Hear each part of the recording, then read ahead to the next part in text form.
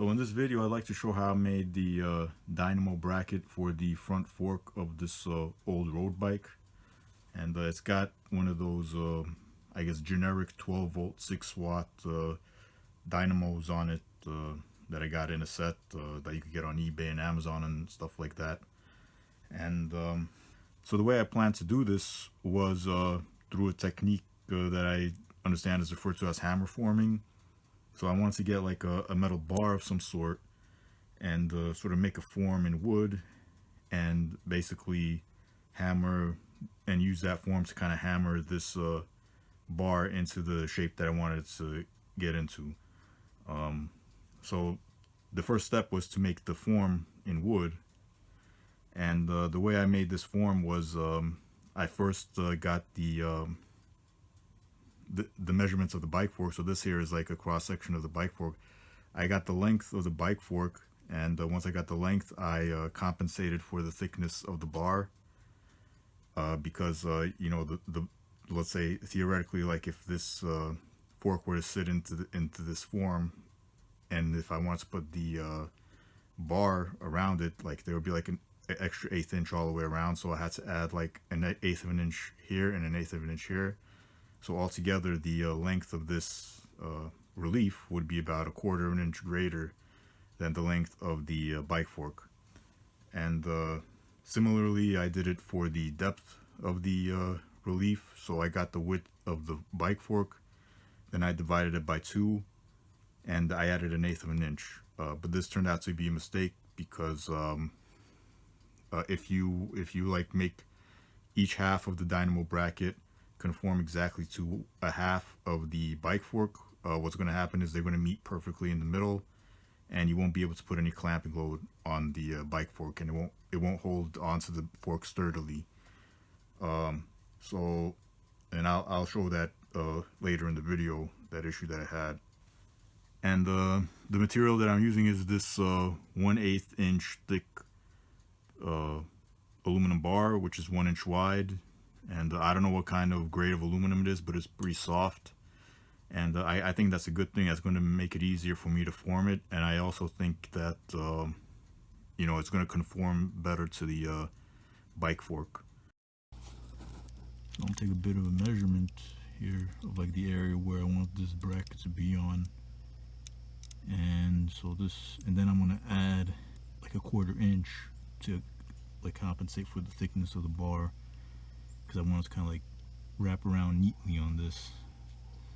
So this is, that is that measurement. It's about 1 inch, and so I will add 1/4 inch to that. So what I'm doing here is I'm measuring the depth of the fork to figure out the necessary dimension for the depth of the relief that I have to carve out. So once I get the necessary dimensions and I add the compensations for the thickness of the aluminum bar, I transfer the dimensions over to the piece of wood and I start to carve it out.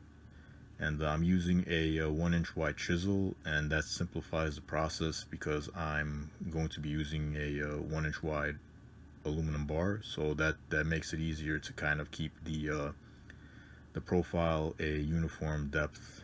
Because if it was a narrower chisel, I would need to make multiple passes to carve out this profile for the 1 inch wide aluminum bar. So that's something to take note of. But I think that if I were to do this again, I would use a different technique altogether. I'd probably use a narrower piece of wood, and I'd probably try to use something like a coping saw to sort of cut out the relief in a narrower piece of wood, because with the chiseling like this, I can't really tell what exactly I'm chiseling. Like I can't really tell the profile that the chisel is creating, because it's like in the middle of the piece of wood.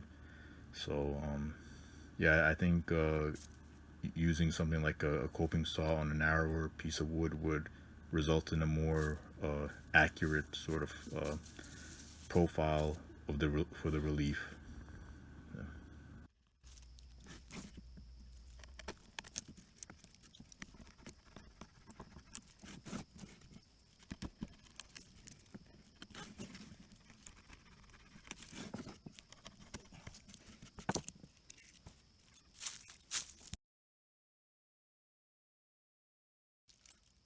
So as I was chiseling this out, I would take breaks and measure the depth of the relief to see whether or not I reached the necessary depth. And I just want to add, like, I've never really done anything like this before, so I'm not even sure if I'm using the chisel in the proper way here. But I mean, I learned a few things along the way. So again, like I mentioned previously, like if I do this again, I'll probably use a different technique altogether to make this relief in wood.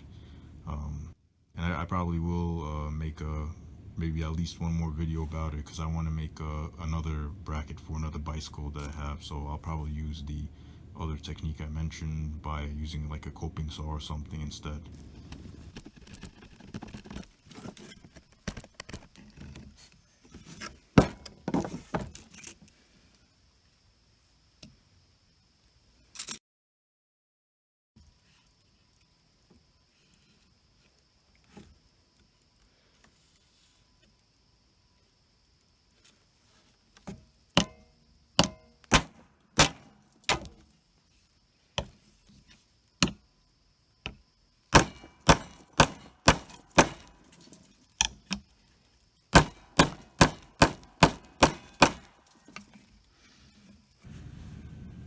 So as I was hammering away at this aluminum bar, I found that the shape of the hammer that I was using was not ideal to get it into the necessary shape that I wanted the bracket to get into.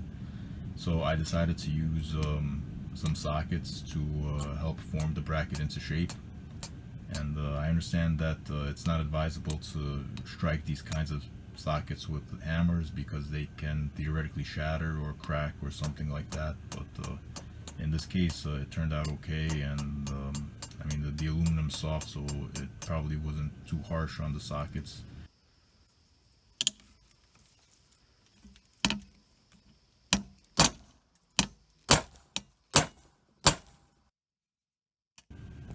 And I also ended up trying to use the socket extension to try to help form the bracket into shape.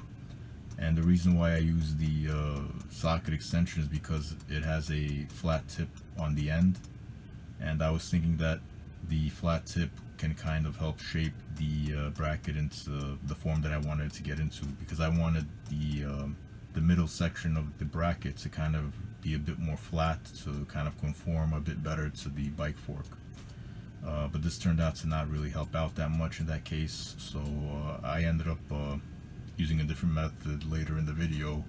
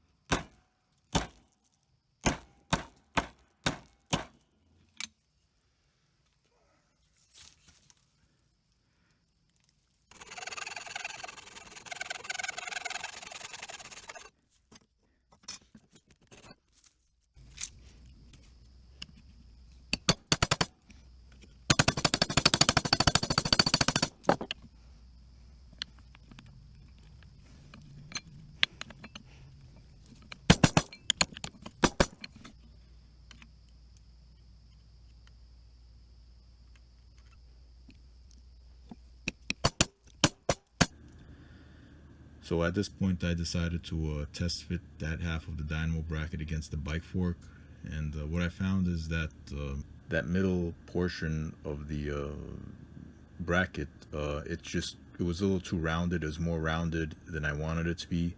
I kind of wanted to flatten that middle section out so that it would conform kind of more nicely to the middle of the bike fork itself. So one way I thought I could maybe accomplish that would be by flattening out the wooden form a bit. So I went back to carving the form a bit and thinking maybe that would help flatten that center section of the bracket out, but it ended up not really helping out because I think wood is just too soft to put that kind of flat bend in the to sort of form this kind of thickness of aluminum into the necessary shape.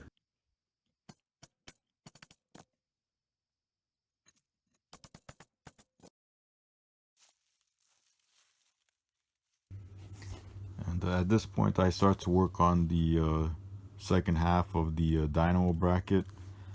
And what happened is that the piece of wood that I used to make the form, it split apart. And I don't know, but the form itself, like the part of the wood that had the form carved out in it, was okay. It's just like the part right next to it split off, and so I ended up basically using the same form as I used for the other half. And for this particular half of the dynamo bracket, I just did it all in one go, just using the hammer and the socket.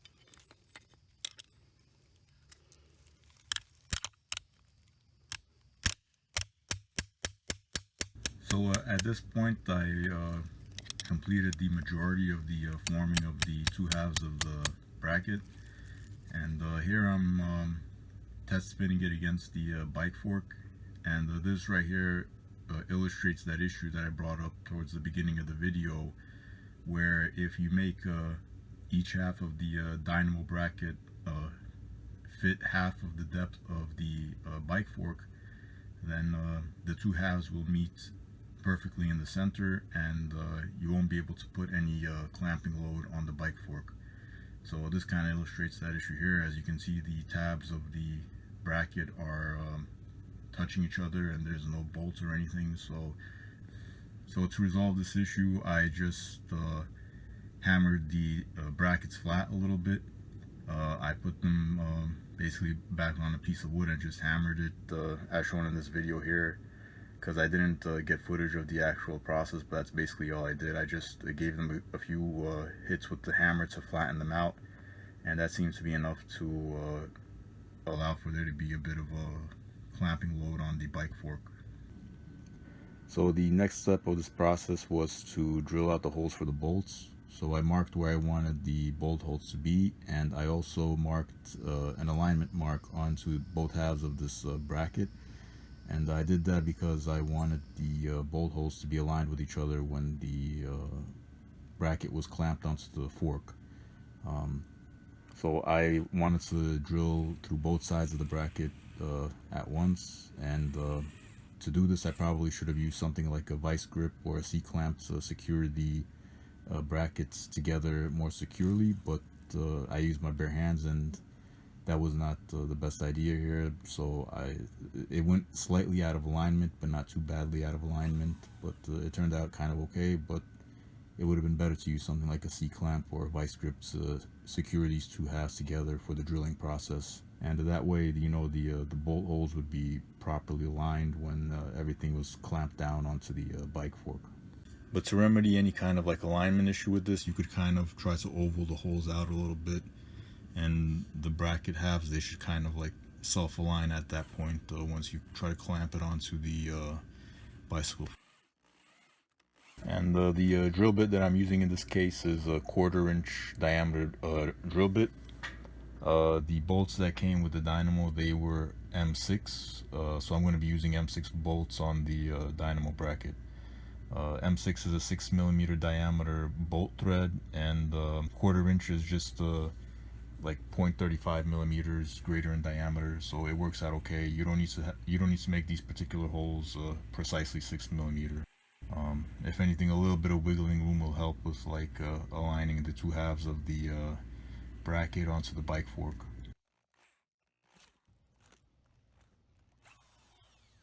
So after drilling out the holes for the bolts, I wrapped a few layers of like 1 or 2 layers of black vinyl tape around the bike fork just to protect the paint a little bit, and then I went to go do some test fitting of the bracket onto the bike. So what I found is that the brackets seem to clamp onto the fork quite securely, but when I mounted the dynamo, I found that the dynamo was kind of quite far away from the tire, so if I tried to engage it, the roller of the dynamo would not touch the sidewall of the tire properly. And one more thing to add is that I did try to swap the like inner and outer plates of the bracket to try to get the dynamo a little closer, so that the inner bracket so that it would be hanging on the inside bracket rather than the outside bracket, to try to get it like maybe that 1/8 of an inch closer to the tire, but it's still kind of far away in this case. But in some cases that could be maybe enough to get the tire closer, and this kind of just demonstrates like the angle. So I just feel like there's too much of an angle between the roller and the tire. So like I would prefer that the dynamo would be a little bit more vertical when it's engaged, so that there's better contact between the roller and the sidewall of the tire. Because I think that would kind of like help with keep wear down on the tire and things like that. So that's why I ended up bending the bracket. So to resolve that issue, I was going to have to put some like bends and twists into the dynamo bracket. And I had a few ways of trying to resolve that issue. So one way was by using a C-clamp to hold on to the bracket, and then using a small crescent wrench to kind of put the necessary bend into the bracket. Another way was by using a combination of various crescent wrenches to try to either put a twist or to bend the bracket inwards or outwards as necessary. And I have a video of me kind of trying to do that here. And this was a bit of a trial and error process. Initially, I thought like if I got the bracket to get the dynamo closer to the tire, it would be better. But what I found is that at a certain point, the body of the dynamo would be making contact with the spokes of the wheel when it was disengaged, because it would pivot outwards, and then the bottom of the body would kind of pivot towards the spokes, and they would like make contact. So there was a bit of a balancing point. You had to get it close enough so that it would make a good contact with the sidewall of the tire, but not so close that the dynamo itself would make contact with the spokes. So that required me to kind of like remove and install the dynamo a few times. And I think I had to do this because the fork on this bike is an oblong shape. If it was a more rounded fork, I could probably just rotate the bracket around the fork, but in this case, I think I had to just bend it. So at this point comes just the standard procedure, I guess, for aligning bottle dynamos, where you have to get a straight edge or use a string to align the rotational axis of the dynamo with the axle of the wheel. One thing to note is that as you adjust the angle of the dynamo, you may have to adjust the height of the bracket in order to like sort of adjust the height of the dynamo relative to the tire. So one thing that I did, which I found to simplify this process, was to oval out the mounting hole for the dynamo. And I did that by using a drill and twisting it vertically and lifting it up and down and whatnot to kind of give that hole a bit of clearance vertically. And so that gives the dynamo mounting bolt some vertical slack for adjustment.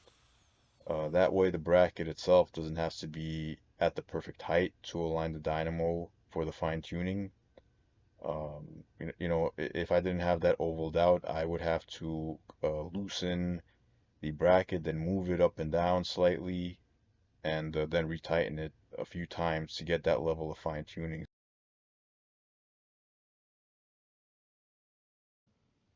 And the one thing I think that's worth mentioning is that I use one of these lock washers or serrated washers, I think as this one is called, between the dynamo and the bracket, and I use that to help lock in the angle of the dynamo, and I think it helps keep it secure, like in case of any sort of impacts or let's say bumpy roads and things like that.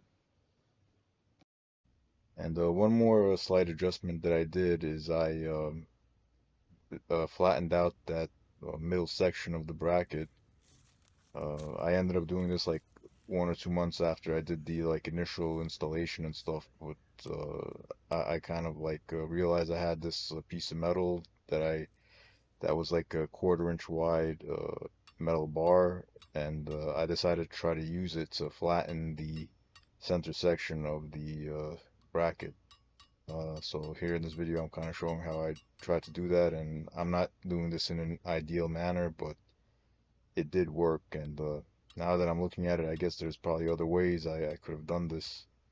But anyway, I was still just like trying to figure stuff out, and but it did flatten that center section of the bracket, and I think it does seem to conform to the fork better now. It seems to kind of follow the contour a little better. So yeah, I guess it turned out better. And here I have the sort of before and after photos of like just to illustrate what I was trying to do here with the before picture on the left and the after on the right. So it seems like it's conforming a little better than it was previously. But I still use the dynamo with like the previous setup, and it held on fine. So in conclusion, in regards to the bracket itself, I would say that I guess it's kind of a success. It holds on sturdily, like it doesn't wobble around or anything, and it's been holding on. Like I did this initially in like September, so it was like 3 months ago, and the dynamo didn't really get knocked out of alignment. It's not wobbling or anything. I could like lift the bike with it, so I think it's pretty good in that regard. I don't know, maybe there's other better ways of doing this, and maybe there's some like design changes I could do. I mean, in some ways, I consider this like a first draft. I could maybe do some finishing touches on it, maybe rounding these edges, maybe make it shorter, kind of. I could probably shorten it by an inch or so here, and maybe make these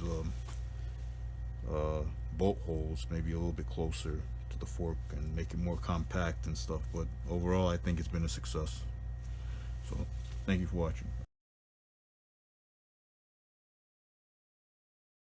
And the dynamo setup that I got, it did come with this bracket, but to me, it just didn't seem like it would fit nicely onto the bike fork.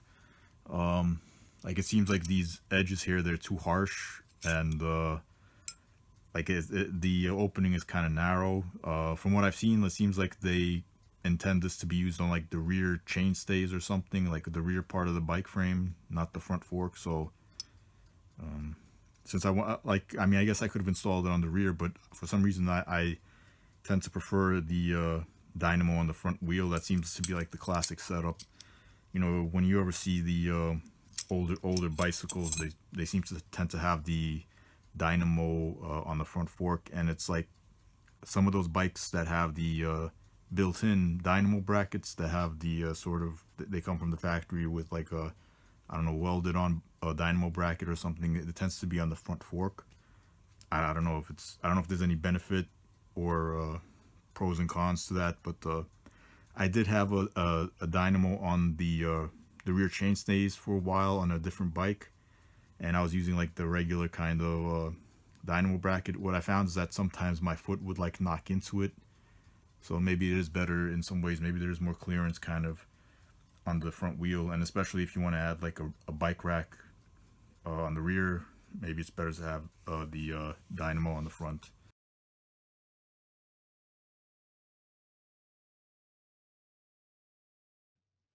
And this is an example of another dynamo bracket I put together a few years ago. I made it out of a narrow bar of steel in this case, and from what I recall, I formed it basically freehand with a C-clamp and some pliers. And that's a Mongoose XCOM, which is like a more modern bike, and that fork is a pretty like odd shape. And I don't think I'd be able to use any brackets on the market to install the dynamo on that fork. So I'll probably make a separate video about these 12 volt 6 watt dynamos, but just as an FYI, these dynamos, they could be like a hit or miss, and it's very likely that if you get one of these, they may have some quality control issues. So I got two of these, and the first one that I got had a pretty severe issue with like clunking and rattling because the bearings had a lot of play in them, and that magnet was just bouncing around inside of the coils and the field coils of the dynamo, and sometimes like the roller would kind of seize up, probably because that magnet was coming into contact with the field coil structure. So that's one thing to take note of. And the second one that I got didn't have that rattling issue. The dynamo, like, it seemed nicer, but when I opened it up, the wiring just came apart. With like, I didn't put any like stress on it or anything. It just like, I don't know. I didn't even get to really test it out, but it doesn't have that same clunking issue, and the bearing seems to be a bit tighter. So it was better in one way, but the wiring seems to be worse. Because the other dynamo, I took the cap off multiple times and had no issues with the wiring coming apart. The second one, the wiring came apart like it wasn't even connected or soldered. So I don't know, that's just like the hit or miss thing that you could get. So these dynamos really have poor like quality control. So that's just something to be aware of if you're interested in getting one of these. And so in conclusion, like I'd say, I kind of just like the style of this setup. I know again, this video was mostly supposed to be just about the bracket, but I like the look of the incandescent light more than like LED light sort of. And like if you want to use incandescent light, you got to go for like I think a 12 volt setup, because I don't know if they really make good 6 volt bulbs for bikes, but with the 12 volt system, you could use like some automotive bulbs, because I burnt out the original bulb that came with that light, and I got some kind of automotive bulb, like a 12 volt 6 watt automotive bulb, and it seems to work kind of okay. So I'll finish the video with just some like test runs and